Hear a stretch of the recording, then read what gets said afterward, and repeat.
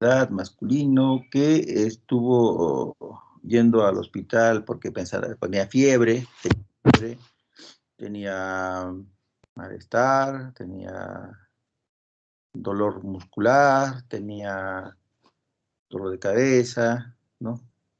Y habían pensado que era COVID, bla, bla, bla, bla, bla. Estaba viendo una vez, dos veces, tres veces, cuatro veces. Regresa, infección urinaria, lo mandan al hospital, le hacen un hemograma que sale normal, le hacen unos exámenes acá que decían que tenía proteínas en la orina, una radiografía aparentemente normal, le dan ceftriaxona como para pielonefritis, que no era nunca. Luego le hacen unos análisis donde determinan, les parece que es una cirrosis hepática, ¿en base a qué? En base a que tenía la TGO en 1000 y la TGP en 500. En base a eso piensan que es cirrosis. Lo pasan como ese diagnóstico lo pasan a Yanaguara. En Yanaguara lo evalúan, le hacen unos análisis, ecografía normal, radiografía de tórax normal, ecografía de riñones que dice que había cambios sugerentes de probable nefropatía. Ahí te en Yanaguara, le hacen una tomografía de tórax, la creatinina normal, ahí te en Yanaguara. Acá dice, miren, número de atención son las atenciones que tiene el paciente en el servicio, ¿no? 3.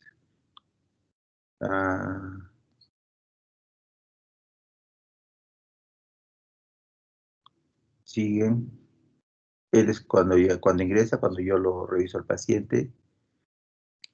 Cuando le pedimos las enzimas, como ya habíamos estudiado esto, y la enzima salió en 7476. La tiroides normal, la proteinura seropositiva. Esto no tengo una explicación para esto. No llego a tener una explicación para esto, la verdad. La estomografía compatible con polineuropatía y también con miopatía. Las imágenes de los dedos que me aparecían esclerodermia, pero también el paciente trabajaba ¿en qué se llama? Trabajaba como obrero de construcción.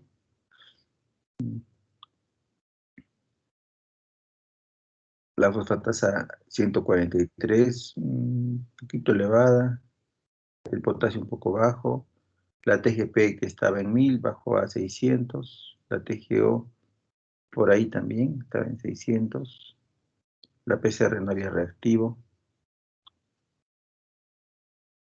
el hemograma normal,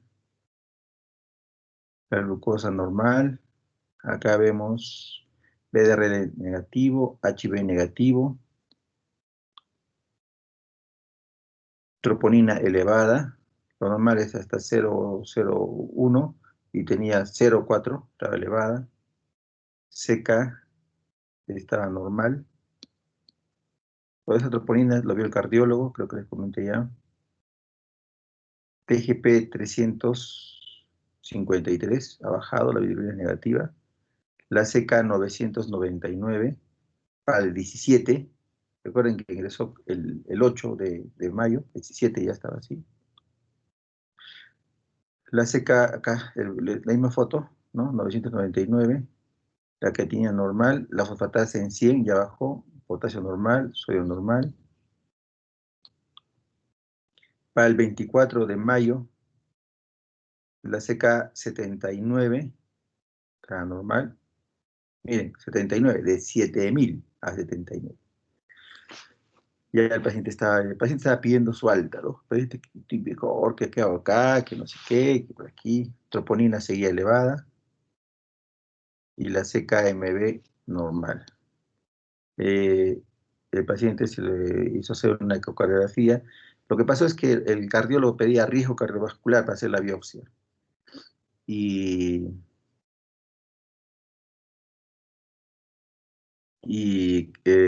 cuando hicieron el electrocardiograma encontraron, no tomé la foto del electrocardiograma, ¿no? Tenía algunas alteraciones sugerentes de una enfermedad coronaria. Entonces el cardiólogo dijo que tenía que hacerle una ecocardiografía antes de la biopsia. Y cuando le hizo, no había mayor problema. Entonces, ¿por qué tenía alteraciones? ¿Por qué tenía elevación de troponina? Porque se afecta el músculo cardíaco también, ¿no? O sea, se afecta. Este caso lo voy a terminar revisando el tema. ¿Cuál es el tema? ¿Qué tiene el paciente? El paciente tiene miopatía necrotizante autoinmune. Es el diagnóstico de la biopsia. Entonces, no sé si a la clase anterior les dije, ¿no? O sea, en el diagnóstico que cuando ingresó el paciente, le puse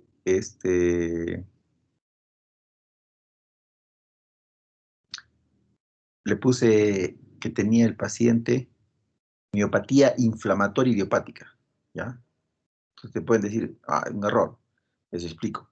Las miopatías inflamatorias, así se denominan las miopatías. O sea, ¿cómo se llaman las enfermedades de inflamación del músculo de tipo generalmente autoinmune? Miopatías inflamatorias idiopáticas. Dentro de las miopatías inflamatorias idiopáticas, ustedes encuentran la polimiositis, la dermatomiositis, la miopatía necrotizante autoinmune, así la han denominado, la miopatía de cuerpos de inclusión y los síndromes de overlap o de de overlap, mejor, digamos, hablamos del término correcto es overlap, porque creo que se confundió la pregunta anterior. El overlap es cuando tienes más de una enfermedad autoinmune. Y cuando hablas de overlap en las miopatías inflamatorias, eh,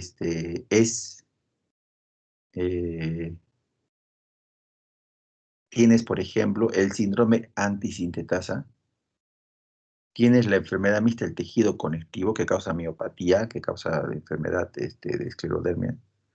Yo la verdad pensé que el paciente tenía enfermedad mixta del tejido conectivo. No le he presentado los anticuerpos, la foto, pero que no tiene mayor sentido. Todos salieron negativos. ANA negativo, anti-DNA negativo, anti-RO, anti-LA, anti-RNP. El anti-RNP es el que es, como ustedes en la clase anterior les dije, es el que marca el diagnóstico con títulos altos. En el contexto clínico, marca el diagnóstico de enfermedad mixta del tejido conectivo. Y les recalco lo siguiente, porque hay muchos pacientes que ingresan con síntomas, digamos, que no cuadran en uno, ¿no? Y hay médicos que piensan, y lo digo porque yo también alguna vez lo pensaba antes de revisar bien el tema, que la enfermedad mixta del tejido conectivo era una mezcla de todo, pues, ¿no? O sea, no tenía identidad. Era cualquier cosa que podía ser tener esto, más esto, no. La enfermedad mixta del tejido conectivo tiene una entidad. ¿Cuál es esa entidad? Un paciente que tiene miopatía inflamatoria de tipo polimiositis. Además tiene esclerosis sistémica, enfermedad pulmonar, ¿no? Hipertensión pulmonar, todas esas cosas. Y además tiene el paciente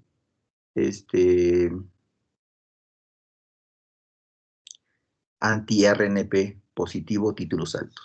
Ese es en resumen, eso es el contexto de un paciente con enfermedad mixta del tejido conectivo. Entonces, no es un paciente que tenga de todo, ¿no? No. Es un paciente que tiene una característica, una entidad. ¿Tienen alguna pregunta de este casito? Es un caso muy interesante. Estos casos los casos que hemos visto acá, yo me acuerdo cuando era residente, en medicina presentaban casos, había pues una vez al mes llama Viernes Médico, ¿no? Presentaban casos, el servicio de medicina presentaba sus casos, ¿no? Una vez al mes. Y eran casos, yo miraba los casos y todo el mundo, qué bonito caso, decían, no, la verdad no pasaba nada. Estos casos que yo he visto, que sigo viendo, son casos muy interesantes, ¿no? No había, estos casos no había, ¿no? Presentaban cosas, ictericia, ¿no? Cordocolitiasis, pancreatitis, de todos los días. ¿Ya? Entonces, Esta patología es raro, entonces ustedes tienen que darle la importancia. Y a veces yo veo, por ejemplo, mis colegas que no le dan la debida importancia, ¿no? Al tema. O sea, no, no, pues hay que revisarlo, ¿no? Y hay que revisarlo. ¿Por qué? Porque puedes tener otros pacientes y tienes que tener la capacidad de cómo has llegado al diagnóstico, ¿no? Acá, ¿qué nos faltaba todavía? Nos faltaba pedir anticuerpos. ¿Hay anticuerpos para esta miopatía inflamatoria? No, miopatía necrotizante autoinmune, así se llama. Hay que darle ese nombre porque ese es el nombre, porque no vamos a confundir con miopatía inflamatoria, ¿no? En este caso, ¿cuál es la diferencia en la biopsia? Eh, Mira, por ejemplo, acá, estoy revisando ahorita acá, dice anatomía, infiltrado inflamatorio pericial y endomicial. Capaz pienso que se han equivocado, ¿no? Bueno, no sé, supongo que tendrán experiencia los anatopatólogos, porque lo que describe la teoría es que el paciente no hay inflamación o hay poca inflamación de histocitos, casi no hay histocitos, y lo que más predomina es la necrosis. Y acá dice infiltrado, infiltrado, y concluye esto, ¿no? Es medio raro esta biopsia.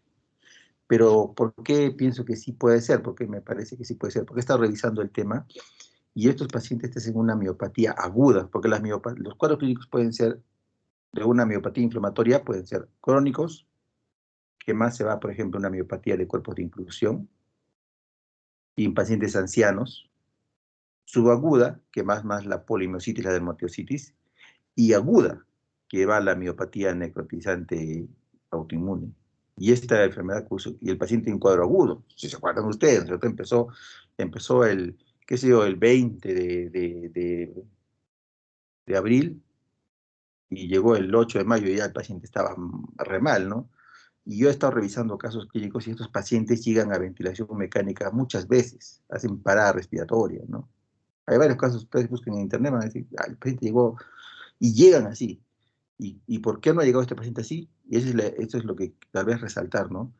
El paciente, el primer día que llegó al servicio de medicina, empezó el tratamiento. No hubo retardo, no hubo problema de, y eso sí me parece un mérito del servicio, ¿no? Del servicio en sí, mm, porque el paciente sigue el día siguiente y el paciente sigue con tratamiento. No alguien me dice, no, ¿qué están haciendo? ¿Por qué están apresurados? Quitemos, porque puede pasar, ¿no? Que venga un locuaz, un médico asistente al día siguiente, ¿qué están locos? ¿Por qué están haciendo esto? Si no tiene todavía biopsia, no tiene resultados de análisis de sangre, no tiene los anticuerpos, hay que suspenderlos, tener resultados. Alguien puede pensar y te valora todo el tratamiento, ¿no? Pero el concepto del servicio es, sigamos, ¿no? Sigamos adelante, el paciente está mejor, ha respondido, ¿no? Y ahora lo malo es lo siguiente con el paciente. Es un paciente joven, como ustedes han visto, pero esta entidad se asocia a neoplasias, se asocia a cáncer.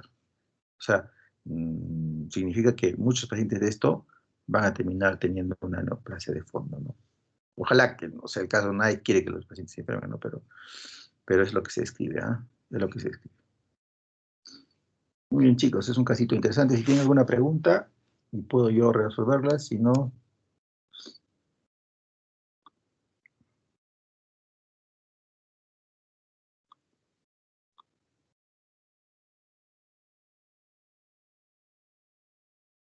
pasamos al tema.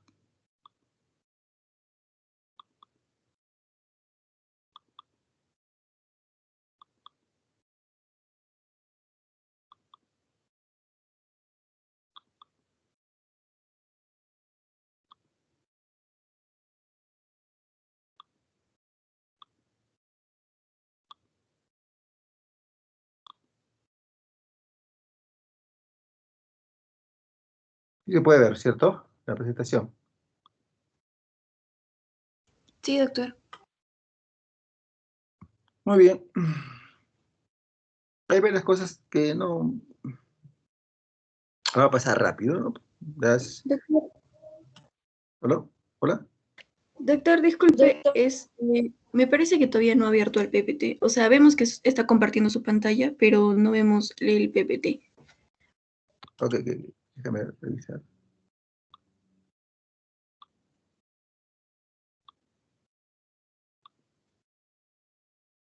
Ahora sí, ¿no es cierto? Sí, ahora sí se ve, doctor.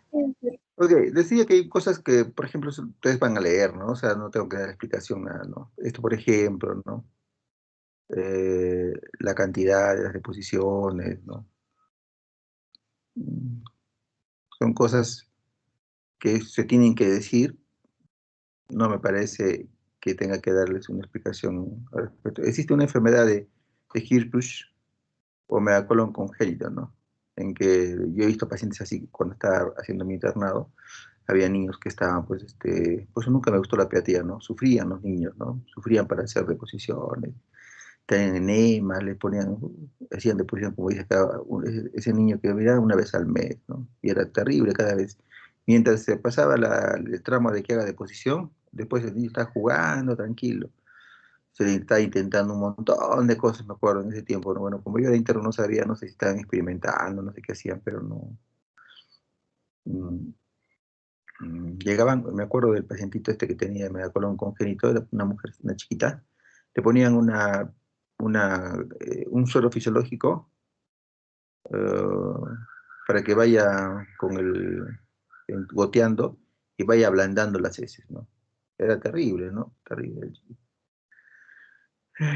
Bueno, los enfermos con estatorrea eh, hacen deposiciones más abundantes de lo normal. Cuando hay aceleración del tránsito intestinal, cuando hay hipercinesia o fístulas, eh, también puede haber un aumento de las deposiciones que además cursa con diarrea. La disminución de las deposiciones se puede presentar en estreñimiento y en los procesos como tumores de intestino grueso y recto que cursan con disminución del calibre de luz intestinal, en circunstancias de hilio o bien ya sea dinámico, mecánico o dinámico, ¿no? Los pacientes, por ejemplo, que llegan al servicio con un cuadro de pancreatitis aguda, eh, muchas veces hacen esto, ¿no? Hilio, ¿no? O sea, el paciente empieza a vomitar, o cualquier problema abdominal, ¿no? Cualquier proceso inflamatorio, lo que conduce a que el intestino se paraliza y el paciente empieza a hacer vómitos, se distiende el abdomen y es complicado, ¿no? Muchas veces nosotros tenemos que en los pacientes que tienen hilio les colocamos una sonda nasogástrica para que el contenido gástrico, que es lo que le causa náuseas al paciente, se evacúen. Te pones una sondita y empieza a salir 1 litro de contenido biliar, ¿no? Y eso es producido porque no hay un tránsito y se acumula la secreción biliar, se acumula en el estómago. Normalmente la deposición debe ser sólida y formada, es decir, cilíndrica y consistente para mantener esta forma después de ser excretada. En el seguimiento las deposiciones son pequeñas, duras y a menudo en bolas. En las diarreas son fluidas, pastosas o líquidas. El paciente con tránsito rápido y en mala digestión son apreciables restos groseros de alimentos que se llaman lientería. Las deposiciones acintadas aparecen en los estenosis de colon distal o recto y en pacientes con el colon espástico. Esta es, esta es una imagen de un paciente que yo tuve, un paciente que me vino refiriendo hace años esta imagen, ¿no? Ahora probablemente no le hubiera hecho esta radiografía porque no es que esté contraindicada, sino que ahora tiene más el uso de la endoscopía digestiva, ¿no?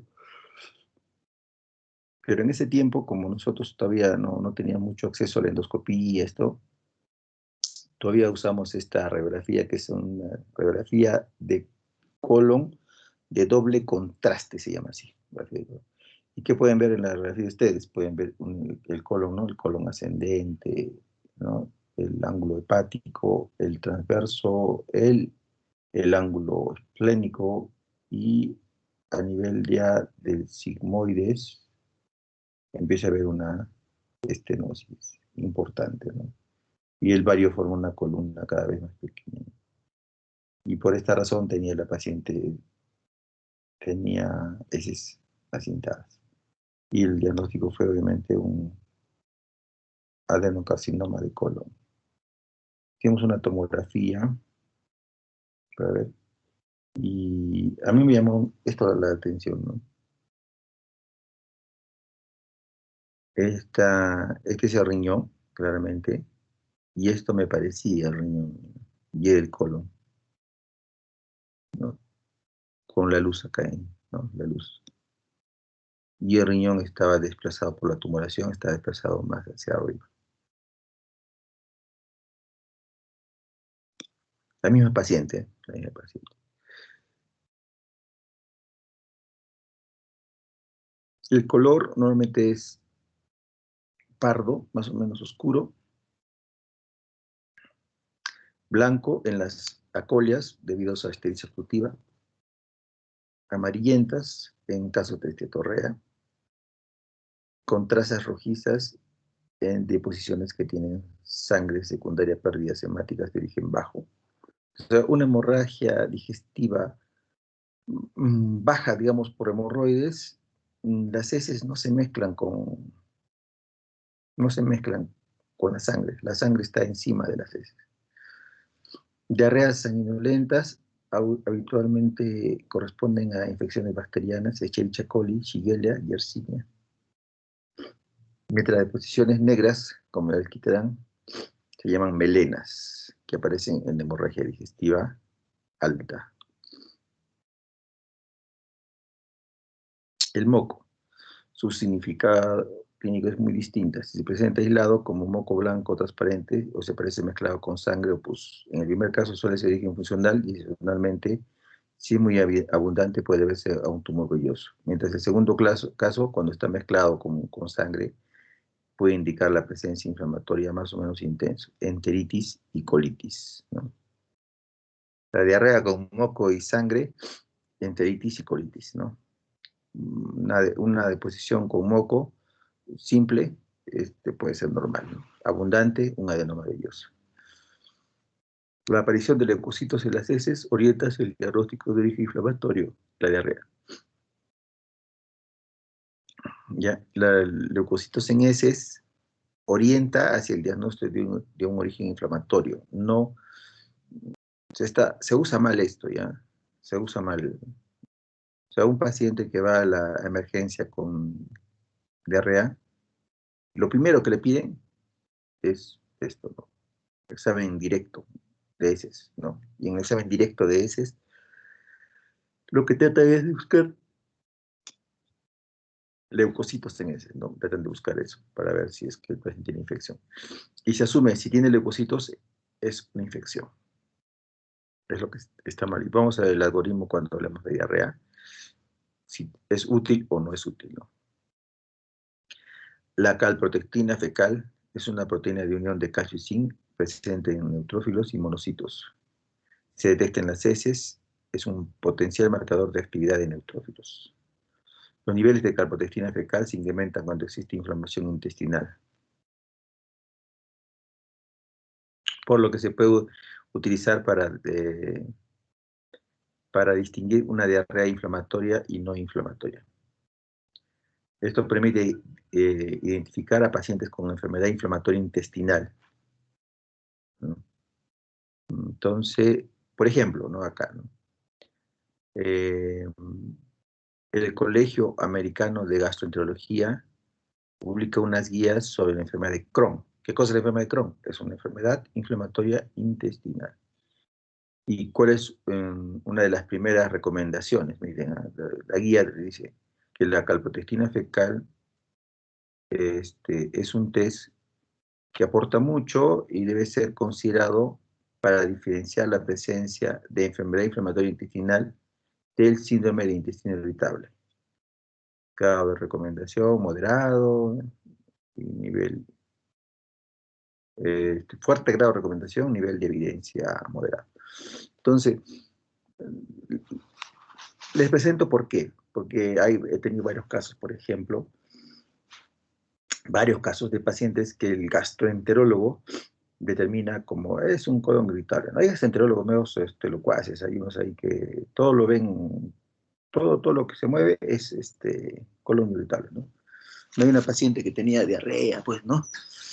Había bajado de peso, había bajado como 20 kilos de peso, y estaban haciendo el examen de heces, leucocitos en heces, para histología. Me decían, no, pues ya, son cosas absurdas, eso, ¿no? Es pérdida de tiempo, ¿no? Y esta paciente le hicimos, ¿no? Una calprotectina fecal. Obviamente en el seguro no hacen eso, tuvimos que hacerle un flotero particular. salió positiva. En base a eso, quisimos nosotros discutirle al gastroenterólogo el diagnóstico que sea una enfermedad inflamatoria intestinal, ¿no? Pensamos en una enfermedad de Crohn, para que le haga una colonoscopía, ¿no? Y no, pues, o sea, ahí me di cuenta que no están, pues, no están actualizados en lo que debe ser, ¿no? Entonces, por eso es importante que yo les presento la evidencia, ¿no? Sobre todo las cosas que me han pasado presente. Entonces, ¿no? ¿De dónde sacas eso, no?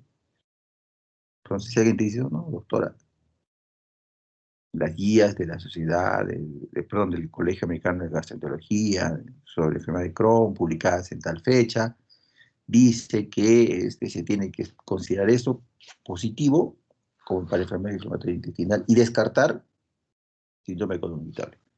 Así que por favor, haga la endoscopía.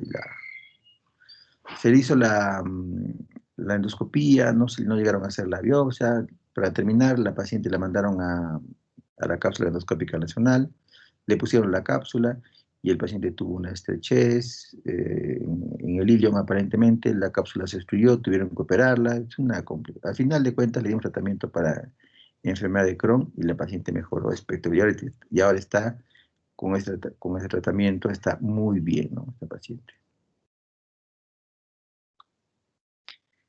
Y el punto de partida fue la calprotectina, ¿no? O sea, es algo interesante por eso. La ostofarrina fecal es un marcador para leucocitos fecales, siendo su medición más precisa y menos vulnerable a la precisión en la variación del procesamiento de las muestras que la determinación de leucocitos fecales. O sea, la lactoferrina fecal es preferido y es más sensible y es más específica para encontrar inflamación, ¿no? Su determinación permite distinguir diarrea inflamatoria, ya es parecido a la anterior, ¿no? No utilizamos mucho a la lactoferrina fecal, ¿no? Y como ustedes han visto, las sociedades científicas se basan más en la calprotectina, entonces es la que más estamos utilizando nosotros, ¿no? Actualmente hay un paciente especializado y le ha pedido también que sea positiva la calprotectina, ¿no? Sangre oculta en heces. Su principal utilidad es el diagnóstico de hemorragia digestiva microscópica y se emplea específicamente en el cribado del cáncer colorectal. La eficacia del test de sangre oculta en heces para el cribado de cáncer colorectal se demostró con la prueba de Guayaquil o Hemocult 2. Esta prueba consiste en la identificación de hemoglobina a partir de una reacción peroxidasa que tiñe de azul el papel de Guayaquil impregnado con la muestra. Entonces, la sangre oculta en heces la utiliza para screening de cáncer de cáncer de colorectal. Para hacer la sangre oculta en heces, la prueba de Guayaquil o la prueba de Hemocult 2, el paciente debe realizar durante 2 o 3 días una dieta libre en carne roja, morcilla, otros productos que puedan contener hemoglobina, así como evitar la ingesta de irritantes gástricos para evitar falsos positivos secundarios a inflamación del estómago. Además, conviene repetir la prueba varias veces en días diferentes, tanto para asegurarse de la negatividad de la misma como aumentar la sensibilidad de detección de cáncer para llegar a cifras en torno al 90%. Debido a estas limitaciones, surgen los exámenes de inmunoquímica fecal para la detección de hemoglobina. Es lo que estamos, ahorita en laboratorio todavía siguen haciendo la prueba de Guayaquil, la prueba de Tevenon, que se llama, ¿no? Más nosotros le llamamos como Tevenon, pero es para buscar sangre oculta fecal, ¿no? Lo que se tiene que hacer actualmente ya no es eso, sino se tiene que hacer inmunoquímica fecal, que son pruebas más específicas que la prueba de Guayaquil, debido a que solo responden a la globina humana y no detectan hemorragia digestiva alta, ya que la hemoglobina se digiere en el tránsito ni alimentos con actividad peroxidasa. Entonces, no te da falsos positivos porque el paciente ha consumido carne, ¿no? O no te da falsos positivos por una hemorragia digestiva. Entonces, la prueba de inmunoquímica fecal es la preferida y es la que debe dar. La verdad, nunca he pedido, nunca he encontrado un laboratorio que haga y se tiene que hacer, como les voy a mostrar la bibliografía. Entonces, recomendaciones mira acá, para test de inmunoquímica fecal para cáncer colorectal. Un consenso publicado en el ACG también, ¿no? En la página del ACG está este consenso, ¿no? Y más o menos se resumen esto, ¿no? Las pruebas de detección de cáncer de colon deben ofrecerse primero. La prueba preferida de prevención es la colonoscopía, cada 10 años comenzando a los 50 años. Eso, bueno, eso no tiene que ver con el examen de heces, pero a lo que voy, que es interesante que ustedes sepan esto, ¿no? Que las pruebas de inmunohistoquímica son pruebas de detección de cáncer, no son pruebas de prevención. Les explico, a ver, si puede haber duda. Cuando ustedes hacen una colonoscopía, la colonoscopía puede detectar cáncer, sí, pero lo más interesante de la colonoscopía es detectar lesiones premalignas, como por ejemplo pólipos, porque sabe que el principal carcinoma de colon proviene de unos pólipos adenomatosos. Entonces la colonoscopía lo ve enfocada no a detectar cáncer, sino a detectar lesiones premalignas, como son los pólipos. Entonces, cuando tú haces una colonoscopía, encuentras un pólipo, le sacas el pólipo y el paciente estás haciendo una prevención de cáncer de colon. Prevención. Pero la detección es otra cosa. La detección es cuando ya el paciente tiene cáncer y cuando tiene un tumor ya empieza a sangrar. Y ese sangrado se detecta con esta prueba de inmunistoquímica, ¿no? Entonces dice que para la prueba de detección a pacientes que rechazan la colonoscopía, otra prueba de prevención, la prueba de detección de cáncer preferida es el FIT, la inmunohistoquímica fecal, para la sangre anual, una vez al año obviamente, ¿no? La grado 1B. Entonces, si un paciente va a la consulta, tú tienes la obligación de explicarle que tiene que hacerse una colonoscopía para prevenir el cáncer de colon. Entonces el paciente no te acepta la colonoscopía por varias razones, ¿no? No quiere, pues, no, tiene miedo, lo que sea. Y en tal caso, tú lo que tienes que ofrecerle, estás obligado a ofrecerle una prueba de detección de cáncer al año. Y le tendríamos que estar haciendo la prueba de inmunohistoquímica fecal. Si la prueba sale positiva, entonces ahí tienes que insistir en el paciente en que ya no es la colonoscopia no sería preventiva, y no sería ya para detectar el cáncer, porque si tiene una alta sensibilidad, o sea, una prueba de este tipo tiene una alta sensibilidad para detectar cáncer, ¿ya? Es lo que tiene que tener, ¿no? Una cosa es una prueba de prevención, como la colonoscopia, y otra es la prueba de detección, que son la mejor de ellas es la inmunohistoquímica, inmunoquímica fecal, ¿no? En el 2021, este año, se ha recomendado, a ver, no se lee bien, esto. Se han publicado las nuevas guías de detección de cáncer de colon, colorectal. Y dice, se recomienda eh, el screening, o sea, la búsqueda de descarte, como quieran llamarlo, de cáncer colorectal en individuos con riesgo moderado entre los 50 y 75 años de edad para reducir la incidencia de adenoma avanzado colorectal y la mortalidad de cáncer colorectal. Entonces, no tiene que ver con el tema, pero ya que hemos tocado el punto, y como ustedes saben, yo siempre que toco un punto trato de aclararles la mayor cosa que se puede aclarar. Porque si yo me pongo en el lado de estudiantes, digo, ¿para qué hago con un dato aislado? Que hay que hacer inmunoquímica fecal. Y eso detecta, ya sé que detecta solamente sangre proveniente del colon, pero ese dato aislado no me dice mucho, pero yo le estoy dando ahora las recomendaciones actuales para detección de cáncer. ¿Y dónde entra esta pieza de la inmunoquímica? ¿Dónde entra? Es lo que quiero que pueda determinar, ¿ya? Entonces dice que 50 a 75 años de personas con riesgo moderado, intermedio, como quieran decir, average, ¿no? Se debe hacer las pruebas el screening para buscar, o sea, la detección o la búsqueda de enfermedad. Y en individuos que tienen 45 a 49 años de edad, se puede hacer también, pero el grado de recomendación es condicional y la evidencia es muy baja. ¿Qué significa eso? Le traduzco. Todos los pacientes de edad de 50 a 75 años tienen que hacerse estudios con riesgo promedio, no con riesgo elevado. Porque ¿quién tiene riesgo elevado? ¿Quién sería, por ejemplo, alguien que tenga riesgo elevado? Riesgo elevado sería, por ejemplo, alguno de ustedes que pueda tener un familiar, mamá, papá, que haya tenido un cáncer de colon antes de los 50 años. Si han tenido un familiar directo que ha tenido un cáncer de colon antes de los 50 años, ustedes tienen un riesgo alto, ya no entran en esta población. Esto es no para todos aquellos que, que no tienen un factor adicional, tienen que hacerse un estudio de descarte a la edad de 50 hasta la edad de 75 años. ¿Ya? Eso es lo que quiere decir. Y se puede considerar en 45 años también, pero la evidencia es baja para considerar todavía.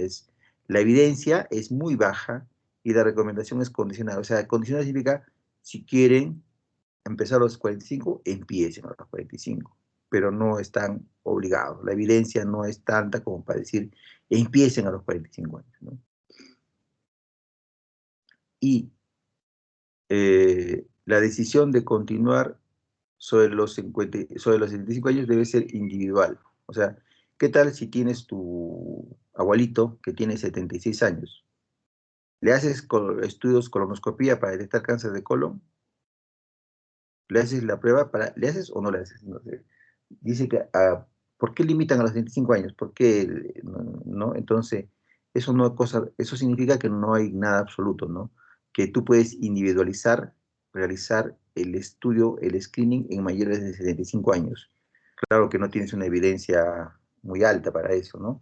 Pero si tienes un paciente, yo le pondría así, si el paciente tiene 75 años, 76 años, y no tiene enfermedades, no es un paciente postrado, no es un paciente con stroke, no es un paciente con alguna otra enfermedad, insuficiencia cardíaca, enfermedad renal, hay que hacerle, ¿no? Porque la expectativa de vida de él puede vivir hasta los 100 y tantos años. Pues un paciente que ha llegado bien a esa edad y hay que hacerle.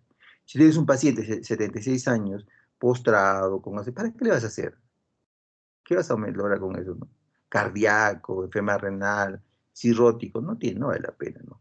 Eso es lo que yo sacaría en limpio, ¿no? Y acá, esto es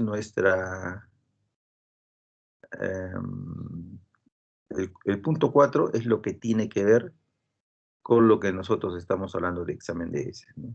El laboratorio de examen de heces. Nosotros recomendamos colonoscopía y test de inmunoquímica fecal como las modalidades primarias de screening para sea de colon rectal. Recomendación fuerte. ¿Mm? Entonces, están recomendando. ¿Cómo van a hacer? Acá dice, ¿no? Hacer screening a los pacientes de 50 a 75 años. ¿Cómo haces el screening? Con colonoscopía y con test de inmunoquímica fecal. ¿No? FIT. Test de inmunoquímica fecal. Aquí. Entonces yo puedo decir, sacar en limpio, que todas las personas entre los 50 y los 75 años, obligatoriamente se debe pedir esta prueba para el descarte de sea de colon. ¿Esta o la colonoscopia? ¿No? Pregúntale, ¿se hace? ¿Creen ustedes que se hace? No se hace. Hay clínicas que se dedican a chequeo. Y las clínicas que se dedican a chequeo empiezan a pedir, les gusta pedir marcadores tumorales, ¿no? Y las guías de práctica clínica acá nos dice pedir antígeno carcino embrionario, ¿no? es colonoscopía y el test de inmunohistoquímica fecal. Acá no dice O, inclusive dice I. Entonces, ¿cómo una cosa tan simple, o sea, una situación básica, se vuelve algo que no sea práctico en nuestro medio, ¿no? O sea, va un paciente de 60 años de edad y nadie le explica que tiene riesgo de SEA de colon, le empieza a pedir sus análisis de marcadores tumorales, le pide su ecografía, ahí no se va a detectar, ¿no? No se va a detectar. Estos son principios básicos que tenemos nosotros que quedar en nosotros, son cosas importantes, y siempre las cosas que repito y repito son cosas que yo veo que no se hacen, ¿no? No se hacen. Esto tan simple no se hace. Debería, todos los laboratorios en las postas deben estar haciendo, ¿no les parece? En las postas debería haber el FIT. Entonces el médico debe hacer algo normal, pedir, paciente de 50 años, es más, así como van, que se llama las obstetrices, van persiguiendo a los pacientes para hacerles Papá Nicolau, para hacerles sus estudios, que está muy bien esa estrategia, ¿no? Pero ¿y el cáncer de colon, entonces, qué? Nos olvidamos, no existe, tapamos los ojos, ¿no? ¿Por qué? Entonces se debe ofrecer a los pacientes, así como les ofrece mamografía, Papá Nicolau, se le ofrece al paciente, ¿no? Diferentes estudios preventivos de cáncer. Aquí entra el test de inmunoquímica fecal. Se tendría que hacer a los pacientes, porque le puede salvar la vida, ¿no? Porque es diferente si tienes la idea es, pues, a prevenir, ¿no es cierto? Pero si, digamos, ya no previenes, tienes un tumorcito, ¿no es mejor detectarlo en el 2021 que detectarlo en el 2025 cuando ya tiene metástasis? ¿O en el 2024, 2023 cuando ya está con metástasis? Obviamente que sí. Detectas, le hará una resección del colon, pero el paciente va a seguir viviendo, va a seguir siendo útil a la sociedad, está con su familia. Pero si no hacen el diagnóstico precoz, le hacen al siguiente año o a su siguiente, ya va a ser cuando el paciente está ya con metástasis, ahí no hay nada que hacer. ¿Ya? Entonces, elementos así simples aparentemente, que nadie se da cuenta, pero que son importantes, ¿no? Y que alguien debería tratar de implementar, ¿no? Entonces, esta atorrea puede darse en diferentes enfermedades, ¿no? Por ejemplo, una enfermedad celíaca o enfermedad de Whipple. Ya dijimos que heces abundantes, brillantes, pastosas, sugerente de esta atorrea, ¿no? Pero lo que se tiene que hacer es la tinción con Sudan 3 para determinar si es cierto o no, porque una cosa es aparentemente tener una cetorrea y otra cosa es demostrarlo con la prueba de Sudan 3. Suena Whipple, que no lo voy a... ¿no? Sí voy a incidir un poco en la enfermedad celíaca. La enfermedad celíaca es una de las causas más comunes de malabsorción crónica. Esto es el resultado de una lesión del intestino delgado con una pérdida del área de superficie de absorción, reducción de enzimas digestivas y consecuente alteración de la absorción de micronutrientes como vitaminas liposolubles, hierro, potencialmente B12 y ácido fólico. Además, la inflamación exacerba síntomas de malabsorción al causar secreción neta de líquido. Eso puede provocar diarrea. La falta de absorción adecuada de calorías conduce a pérdida de peso, malabsorción resulta en dolor abdominal. Ya, los pacientes que tienen enfermedad celíaca, la enfermedad celíaca es frecuente, es una patología frecuente, para empezar. Y se tiene que sospechar acá está, la prevalencia es 1% de la población. Eso es bastante, ¿no? La diabetes es 10%, ¿no? Bueno, está aumentando, ¿no? 10%. O sea, y la diabetes todo el mundo conoce, pero la otra enfermedad es 10 veces menos y nadie conoce la enfermedad celíaca, ¿no?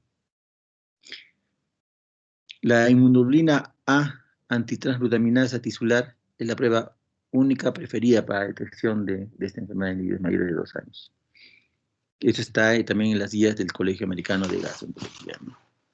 Entonces, si tú encuentras un paciente con mala absorción, paciente con diarrea crónica, baja de peso, mala absorción, estás obligado por la prevalencia de enfermedad, a descartar enfermedad celíaca.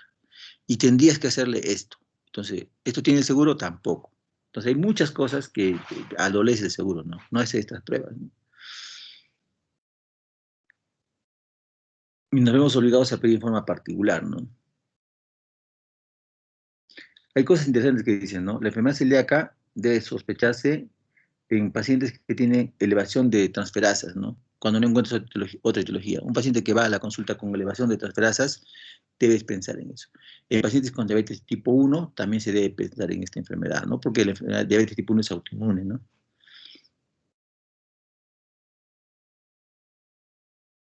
Los signos son malabsorción, hay diarrea crónica, pérdida de peso, esteatorrea, dolor abdominal, ¿no? Puede haber sangrado también en las heces, y ahí tienes que, este es el cuadro clínico que debes pensar en enfermedad celíaca. Y aquí más aún, en este grupo de población, la enfermedad celíaca tiene el doble de prevalencia. ¿Cuál es?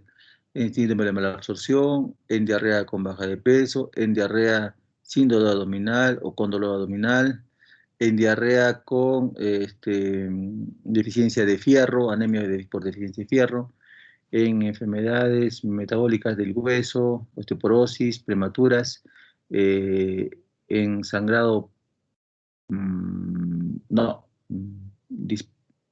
postprandial loading, no entiendo esto.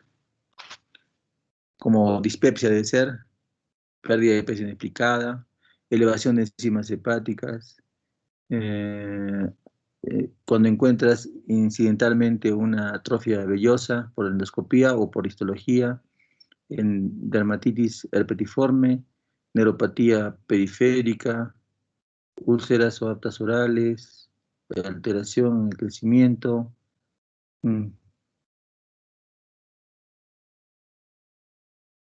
enfermedad tiroidea, síndrome de intestino irritable, síndrome de Turner, síndrome de Down. En estas circunstancias, la enfermedad celíaca es 2 veces más prevalente que en el resto de la población. Entonces, así como les decía del test de inmunoquímica fecal, que no lo conocían de repente, que muchos no lo conocían, y que es importante, que está avalado por las recomendaciones, así como la calprotectina, que seguramente tampoco conocían y que está avalado para enfermedad inflamatoria intestinal. Así, en estos pacientes que tienen tantas patologías, hay que pensar en enfermedad celíaca, y como dice acá, tienen que pedir inmunoglobulina A antitransglutaminasa tisular. Ese es aunado a la biopsia, ese es el diagnóstico, ¿no?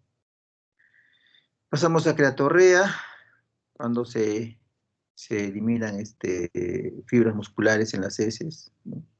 Por falta de enzimas digestivas, ¿no? Por ejemplo, insuficiencia pancreática, amilorrea, retos de almidón, puede haber en tránsito acelerado, no tiene mucha importancia. Vamos a pasar a diarrea aguda, y estas son las principales biografías revisadas. Una revisión del New England, una revisión del ACG, que ya lo hemos visto anteriormente en enfermedad celíaca, cuando hemos hablado de prevención de en detección de cáncer de colon. El ACG está en todas esas guías, ¿no? Sí. Y la Sociedad de Infectología Americana, ¿no? Que también ya lo hemos visto anteriormente cuando hemos hablado de infecciones urinarias, hemos hablado de bacterias sintomáticas, ¿no? Diarrea se define como el paso de 3 o más heces no formadas en 24 horas, más un síntoma entérico: náuseas, vómitos, dolor, calambres abdominales, tenesmo, heces, urgencia, flatulencia moderada a severa. O sea, 3 o más deposiciones no formadas en un día con síntomas entéricos que están descritos ahí.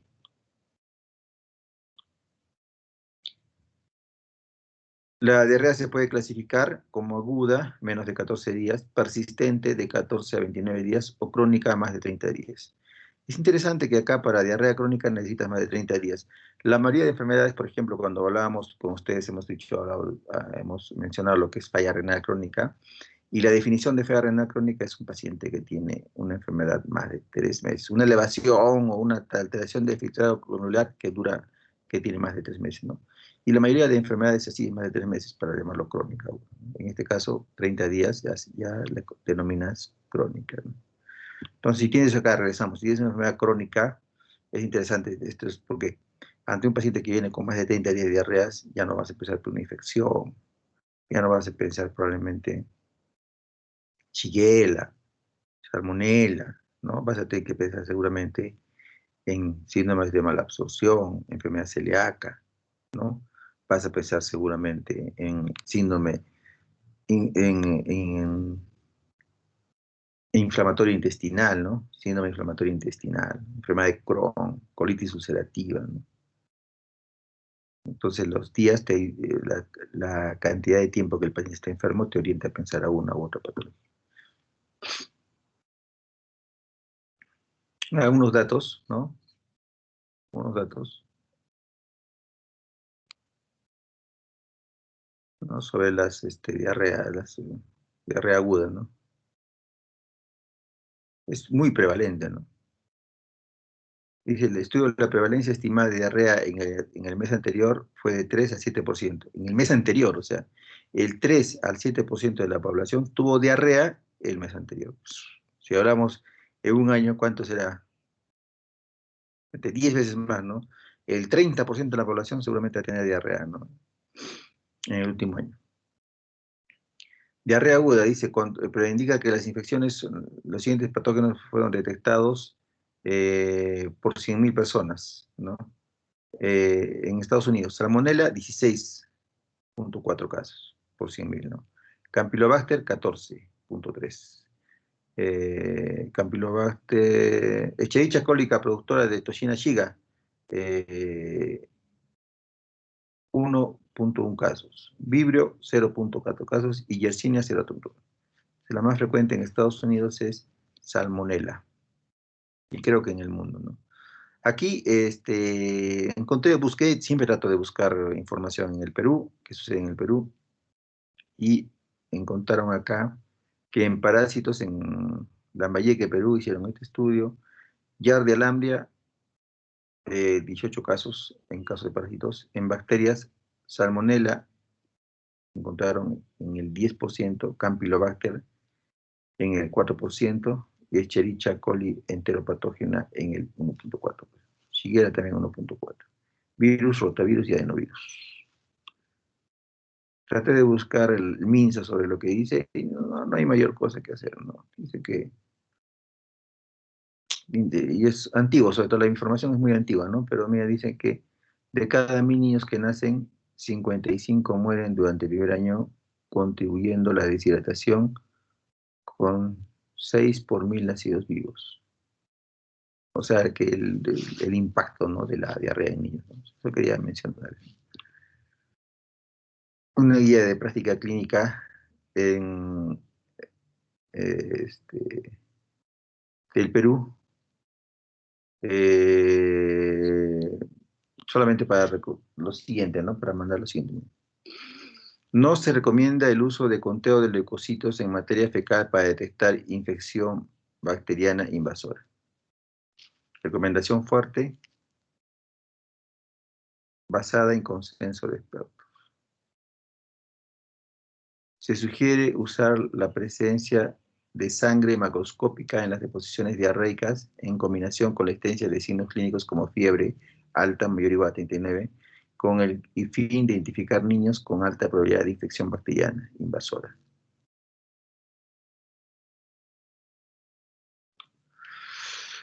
La diarrea que tiene muchas causas, ¿no? Y muchas situaciones, la diarrea del hospitalizado, la diarrea de antibióticos, la diarrea en el paciente inmunocomprometido, la diarrea de función animales, la diarrea del viajero. Hay muchas cosas que hay que preguntar que hay en casos de diarrea, ¿no? Hay cosas que son ya muy, muy, muy puntuales, las vamos a ir desarrollando en lo que queda, lo poco que queda de la exposición. La diarrea grave, aguda grave, cuando se asocia a fiebre más de 38,5. La diarrea asociada a una condición coeficiente grave del paciente hospitalizado que está recibiendo antibióticos. La diarrea persistente más de 14 días. La diarrea profusa como el cólera. En estos casos se debe considerar tomar muestra. Entonces, no es así. No es que hoy día amanezco con diarrea, corriendo tomo una muestra y me voy al laboratorio. No es así. Hay que sacar esa cosa de la cabeza. La gente no sé por qué creen eso que es conveniente. No, pues no, pérdida de tiempo, no hay. Y acá están dándome las pautas en qué casos se debe tomar una muestra. No se puede utilizar leucocitos fecales, detección de lactoferrina en heces, no sirve para calprotectina tampoco, para diarrea aguda estoy hablando, no estoy hablando que, ya hemos dicho para qué sirve eso, ¿no? Tiene utilidad, pero no para este caso, no se debe pedir. Los hemocultivos en casos de niños menores de 3 años de edad, personas de cualquier edad con signos de septicemia, cuando se sospeche de fiebre entérica, infecciones sistémicas de infección inmunocomprometidas, condiciones de alto riesgo como anemia hemolítica, personas que viajaron, han tenido contacto con viajeros de fiebre entérica, áreas endémicas de una enfermedad febril de etiología desconocida, son las recomendaciones para pedir hemocultivo. No se recomiendan pruebas serológicas para establecer una etiología de diarrea infecciosa o fiebre entérica. No hay recomendación de pruebas serológicas, ya no se recomienda. ¿Cuándo sospechas de Clostridium difficile? Eso es una parte importante porque es una entidad diferente. En personas de 2 años o mayores con antecedente de diarrea tras uso de antimicrobianos y en personas con diarrea asociada a la asistencia médica. Las pruebas de Clostridium difficile pueden considerarse en personas que tienen diarrea persistente, sin etiología y sin factores de riesgo reconocidos. Débil bajo, o sea, lo más importante es que se debe considerar Clostridium difficile en personas que han recibido antimicrobianos, no han estado bajo asistencia médica. Las personas con fiebre o diarrea sanguinolenta deben ser evaluadas para enteropatógenos para los cuales los agentes antimicrobianos pueden conferir beneficio clínico, incluyendo subespecies de Salmonella entérica, Shigella y Campylobacter. La terapia antimicrobiana empírica en adultos debe ser ya sea por una fluoroquinolona como ciprofloxacino o acitromicina, dependiendo de los patrones de susceptibilidad local y historial de viajes. Las personas con características clínicas de sepsis que se sospechen de tener fiebre entérica deben tratarse empíricamente con terapia antimicrobiana de amplio espectro, después de recolectar sangre, heces y de cultivo de orina. O sea, paciente con sepsis, ya hemos dicho, ¿qué cosa es sepsis? Ya hemos hablado, ¿no? De Sofa, si se acuerdan, ¿no? Que tenía que ver con el PAFI, con la creatinina, con la bilirrubina, con la escala de Glavo, con las plaquetas y con la presión arterial. Las personas de todas las edades con diarrea aguda deben ser evaluadas para la deshidratación, lo que aumenta el riesgo de pérdida de vida y muerte, especialmente en los jóvenes adultos mayores. O sea, hidratación es importante. Y aquí un algoritmo, que este algoritmo es del New England, ¿no? Si el paciente tiene pasaje de diarrea que contiene sangre visible con o sin moco, tiene urgencia fecal y tenesmo fecal, el paciente tiene colitis. Así se le diagnóstico, colitis. Si el paciente tiene colitis, ahí sí hay que obtener una muestra, un espécimen de heces. Y cultivar para Salmonella, Shigella, Campylobacter y Escherichia coli, productor de toxina Shiga, la que le dicen enteropatógeno, ¿no? Si el paciente tiene fiebre, obtener cultivo de sangre, y si el paciente es inmunocomprometido, buscar otros agentes que son presentes en este tipo de entidad y tratar de acuerdo al patógeno identificado. Si el paciente tiene diarrea acuosa, no tiene sangre, ¿sí? Aunque tenga fiebre, hay que esperar con tranquilidad, ¿no? Si el paciente está estable, no necesita ningún apoyo de diagnóstico, no necesita mayor estudio de Harvey. Si el paciente está inestable o persiste más de 48 horas, entonces hay que tomar muestra. Pero con fiebre, sin fiebre, no tendría sentido estar pidiendo cultivo, ¿ya? O en diarrea aguda estoy hablando, ¿ya? Entonces, acá hay tantas cosas que se hacen al revés, ¿no? Acá otro algoritmo. Y esto se refiere a la diarrea por cuestiones difíciles. El paciente está expuesto al hospital o a nursing home o a antibióticos. Entonces, el paciente tiene una diarrea leve o moderada, y tiene estas características, ¿no? Leucocitos menos de 15.000, ¿no? No tiene falla orgánica, ¿no? Entonces, hay que tratar con fluidos y electrolitos, ¿no?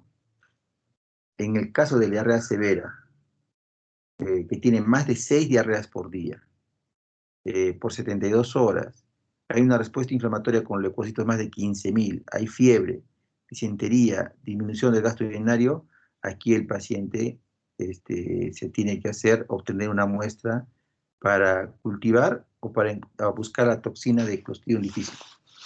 Y de acuerdo a eso se trata, ¿no? Y si el paciente tiene megacolon tóxico, hay que considerar la colectomía como un tratamiento, o sea, un tratamiento quirúrgico. Entonces, una diarrea por cuestión difícil, puedes dejarla tranquilo y tratando al paciente, de acuerdo a que no está complicado el paciente, puedes hacerle o tener muestras de cuestión difícil y tratarla con lo que corresponde, vancomicina oral es lo que se recomienda, o el paciente puede ser operado. Entonces, todo depende del contexto de cada paciente. ¿Cómo se hace del diagnóstico y el tratamiento de las principales agentes que producen diarrea aguda? Shigellosis, cultivo. Tratamiento, ciprofloxacino 750 miligramos una vez por día por 3 días. O acitromicina 500 miligramos una vez por día por 3 días. ¿No? Es el tratamiento de Shigella. Salmonella notífica, cultivo. ¿No? Cultivo de heces. Y normalmente no requiere tratamiento, ¿no? La mayoría de los casos no requiere tratamiento. Salmonella entérica, ¿no? O incluye la fiebre tifoidea, hay que pedir hemocultivo acá, ¿no? Y se utiliza fluoroquinilona. Acá tengo otro error, ¿no? Piden, ¿cómo se llama la prueba? Reacción de Vidal. ¿De dónde han sacado la reacción de Vidal? En ninguna parte dice eso, ¿no? Se han quedado con lo que les digo, ¿no? Han visto otros que han hecho lo mismo. Hay muchos médicos ahí pidiendo, reacción de Vidal positivo. Ah, tiene salmonela. Tratamiento antibiótico al paciente y el paciente tiene otro. Al final, cuando llega conmigo, el paciente pasa cuántas veces y el diagnóstico es diferente, ¿no? Tiene otra cosa, ¿no? ¿Cuántos pacientes he visto que les han dicho que tienen salmonela y nunca han sido salmonela? ¿Por qué? Porque piden la reacción de Vidal. ¿Qué es cómo se tiene que hacer el diagnóstico? En un paciente con un contexto de fiebre, de diarrea aguda y pidiendo hemocultivo y cultivo de heces. Así se hace, no pidiendo reacción de Vidal, cosas que no sé de dónde han sacado. Avancemos un poco, a ver, acá, para vibrio cólera, que ya no vemos también, cultivo de esputos y procesina de tratamiento, doxiciclina se puede dar, Clostridium difficile, test fecal para toxina A y toxina B, o PCR también para detectar ahí la bacteria, y aquí en moderados casos metronidazol, y en casos más severos vancomicina, como ya les había adelantado, ¿no? Diarrea del viajero, eh, en diarrea del viajero por ninguna muestra, aquí el paciente se debe dar rifaximina por 3 días o ciprofloxacina. Aquí es la única, y esto acuérdense, diarrea del viajero, es que eso más lo ven para nosotros no somos la diarrea, o sea, la diarrea del viajero son los gringos, los europeos que vienen acá, los americanos que vienen a pasear, hacer turismo y hacen diarrea acá, ¿no? Ellos en su protocolo es no, diarrea del viajero empezar antibióticos, ¿no? Es lo que han considerado siempre. Diarrea del viajero para ellos, usar antibióticos. Cuando hay gastroenteritis, ¿cuál es la diferencia de gastroenteritis con diarrea aguda? Con cuadro de diarrea aguda. La gastroenteritis se inflama el estómago y el paciente presenta vómitos, ¿no? Vómitos. Los niños sobre todo están vomitando. Hay norovirus, hay rotavirus, y es otra cosa, ¿no? Que hay que hacer otras pruebas de inmunoensayo para detectar eso, ¿no?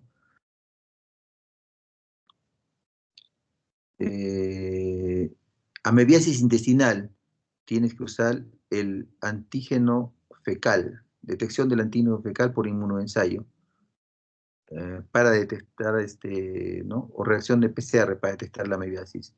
Y esto ya lo he recalcado varias veces, ¿no? Pero se sigue haciendo. No se utiliza el examen directo para amebiasis, ¿no? No se utiliza. Ya me he cansado, la verdad, de decir, sobre todo no en ustedes, sino en mi servicio, ¿no? O sea, acá está la literatura, acá está la biografía, pero no. Se sigue pensando que el diagnóstico de amibiasis es cuando te informa y dice trofosoditos de entamoeba histolítica. Ya está bien, ¿no?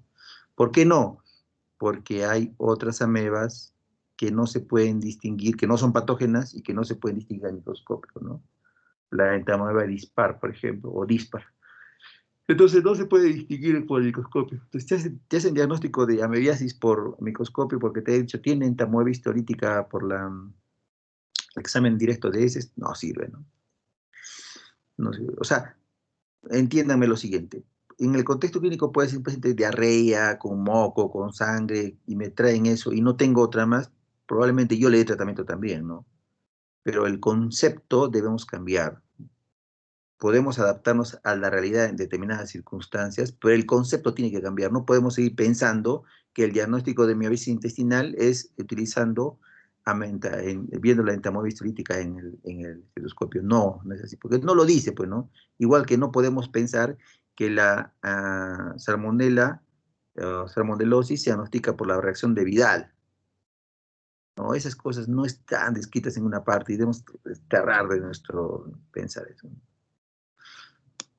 Mm, Y ya para terminar, creo que es esto,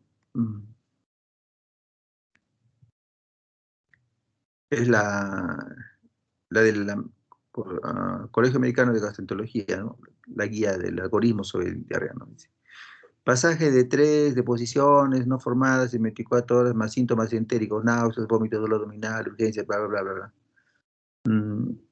Fluterapia de fluido oral, ¿no? Hidratación oral, para todos los casos, ¿no? A través de sales hidratantes, en la comida, sopas, comida, la dieta sin residuo que llamamos, ¿no? Una dieta sin residuo. Y puedes dividir la diarrea en dos tipos, diarrea acuosa y diarrea disentérica. ¿Qué hacemos con lo que tienen una diarrea acuosa? Que la mayoría va a ser así, leve. Hidratación solamente, se puede usar loperamida. Para el control de diarrea se puede utilizar loperamida. ¿Ya? Diarrea leve, pacientes, no un paciente va por emergencia, tengo diarrea, examen de heces. No, no, no, no, no. El paciente no necesita. Mira, diarrea acuosa en un paciente con enfermedad, con diarrea que es severa a moderada, si el paciente ha viajado, bueno, en nuestro caso no, ¿no? Para otro lugar es relevante, terapia antibiótica. En nuestro caso, como sería acá, en realidad, nosotros no tenemos diarrea acuosa, pero pues, vamos deshidratados, ¿no? Con mucho malestar, etcétera, etcétera. Vemos si hay fiebre o no hay fiebre. Si no hay fiebre, loperamida. Y si hay fiebre, este, más de 72 horas de duración, consideras evaluación microbiológica. Ya, entonces, a ver, en limpio nuevamente. Diarrea acuosa. Diarrea leve. El paciente no está vomitando, la diarrea es poca cantidad, ya lo estoy hidratando, pensar a su casa y que no moleste. Diarrea moderada a severa. Si el paciente, como en el caso nuestro, no son viajeros, consideras la presencia de fiebre. Si el paciente no tiene fiebre, loperamida y se puede dar hasta 48 horas. Si el paciente tiene fiebre, si se resuelve en menos de 72 horas, se va a su casa sin problema, le puede dar loperamida. Si el paciente tiene fiebre, pero la diarrea sigue durando más de 72 horas o más de 3 días, consideras hacer cultivos, consideras ahí examen microbiológico. Acá, ¿dónde dice examen de heces? ¿Dónde dice buscar, no, no?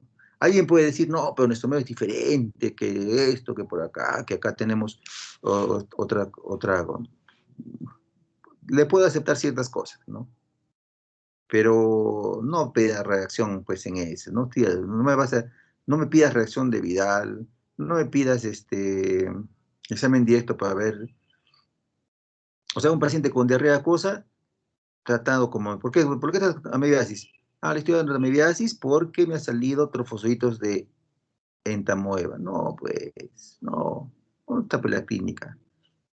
La amibiasis, ¿qué cosa da? Colitis, da diarrea con moco y sangre. Siquiera un paciente con diarrea de moco y sangre y le encuentran entamoeba, ya pelearían, que sea por la duda, ¿no?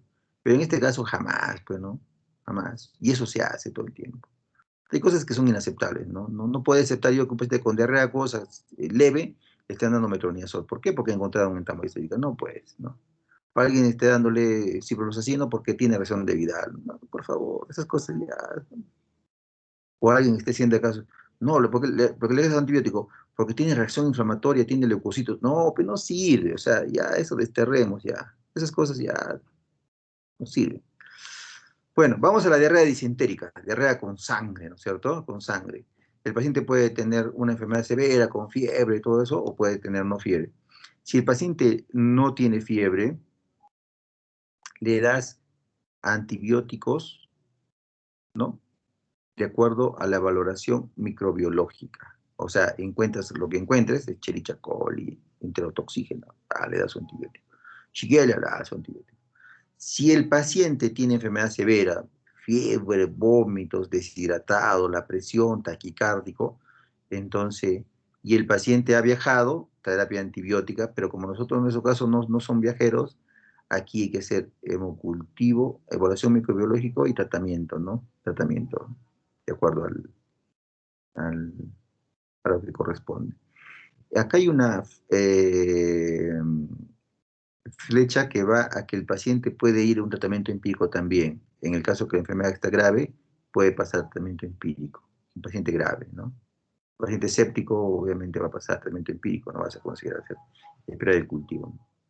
Pero cuando el paciente tiene baja grado de fiebre y está estable, hay que esperarle por el estado, los resultados microbiológicos del paciente. Y estos son los principales antibióticos recomendados para infección y terminamos con este caso clínico. ¿Ya? A ver, la vez pasada, la segunda parte, no he presentado muchos casos clínicos. Presenté uno que fue al final.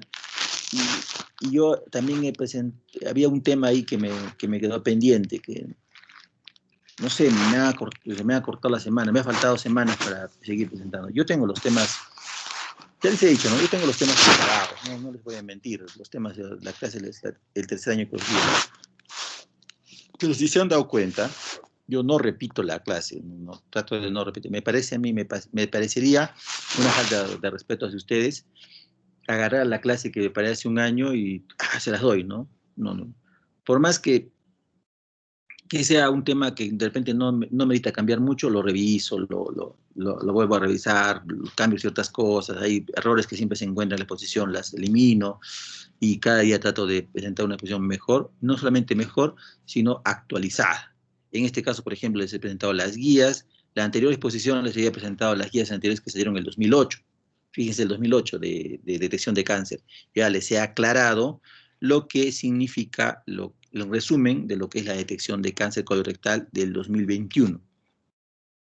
¿No es cierto? Entonces, sí, trato yo de hacer eso, ¿no? Entonces, a lo que iba, las clases están preparadas y en este año he visto que me ha faltado temas, dar por temas. O sea, el año pasado he dado más temas que ahora. ¿Por qué? Por el calendario, eso ya no depende de mí, ¿no? Sí puede ser que mi error, que de repente había calculado mal y había pensado ponerle un tema más. La segunda fase terminaba con un cuadro de, aparte de casos clínicos, terminaba con un cuadro sobre valoración de líquido cefalorraquídeo, ¿no? Yo no sé, porque esta tercera fase también me va a faltar semanas, ¿no? Para lo que está planificado, ya me he dado cuenta que me va a faltar. Entonces, no hay manera, yo puedo hacer líquido cefalorraquídeo, pero ya no hago un tema de la tercera fase. Entonces he optado por seguir haciendo nomás la tercera fase, ¿no? Que también me va a faltar un tema. Pero, ¿qué hacemos? Pues así está establecido el calendario, ¿no? Ninguna clase se ha dejado de dar. Ni feriado, ni no feriado, ni el día, no, todas las clases se han dado. Ni modo. Va a haber clases menor. Eso de repente, para algunos de ustedes va a decir, no, menos clases mejor. No sé, depende cómo ustedes lo vean, ¿no? Así están las cosas. Ya, es un paciente varón de 23 años, 5 a 6 deposiciones diarias, de hace 3 días, se acompaña de sangre y moco. Decide acudir al servicio de urgencias, dolor abdominal, no sensación febril, pérdida de 2 kilos de peso, no realizado viaje recientemente. A la presión física 110/60 la presión, frecuencia cardíaca 82, temperatura 37, el abdomen normal el examen físico, el abdomen todo normal. Primera pregunta. Y déjenme para anotarlo. Ojo que yo siempre le estoy dando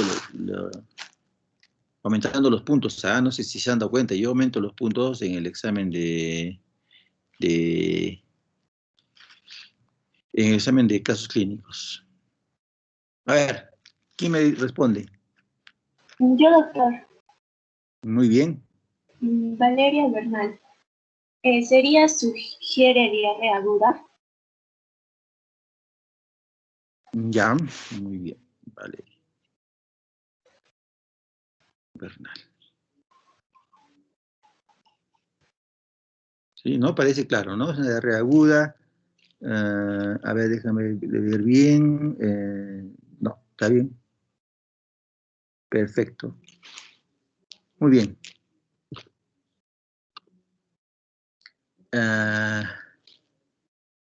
Y la segunda, muy bien, está bien, Valeria.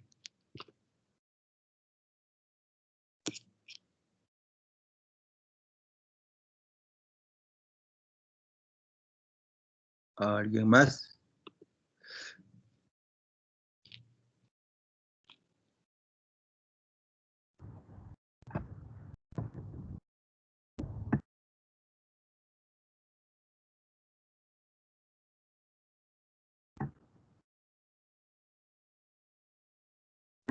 Chicos. Sería la D, doctor. La D. Muy bien, ¿cómo te llamas? Patrick González. Ya.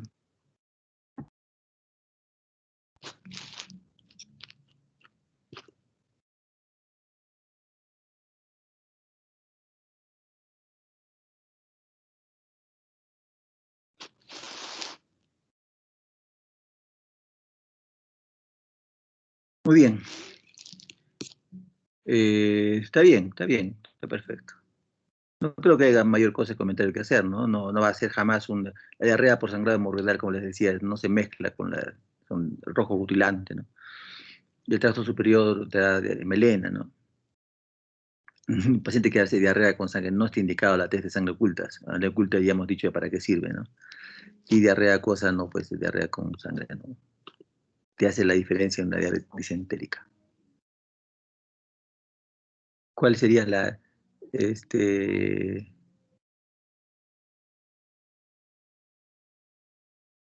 Doctor, ¿sería B y C son correctas? B? Sí, yo me he equivocado. Sí, está bien, está bien. La A también podía ser correcta, pero yo he sido un error mío, pero está bien. ¿Qué me dijo Andrea? ¿Quién fue? Sí, doctor. Ok. Perfecto. Claro, tiene relevancia, ¿no? El viaje de un paciente. Nosotros, como decimos acá, esa pregunta casi no la hacemos, no, salvo que veas un paciente un extranjero, ¿no?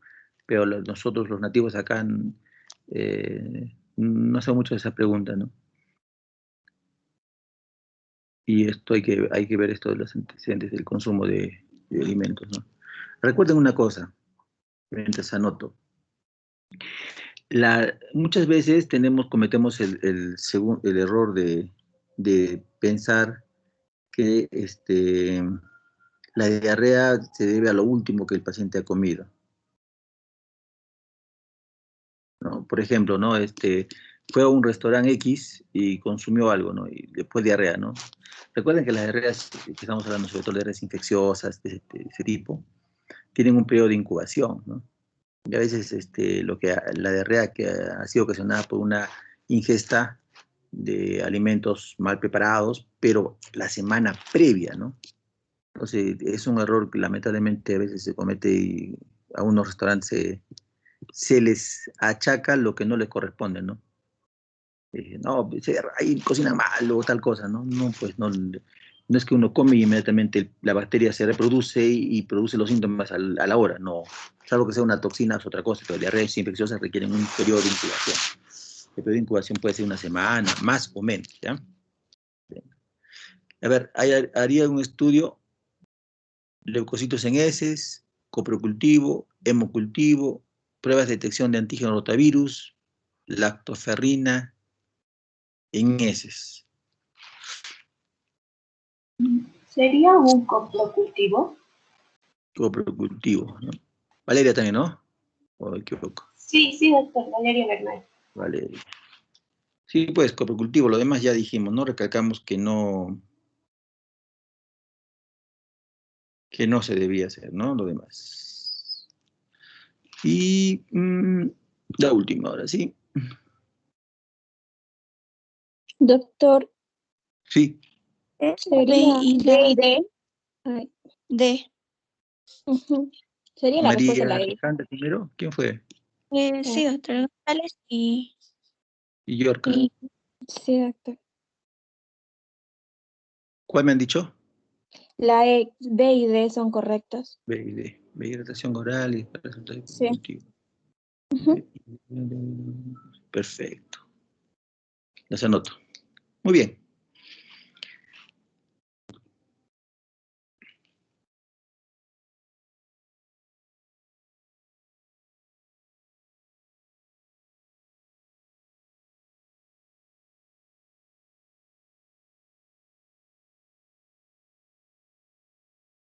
Chicos, ¿alguna pregunta? Ya hemos terminado.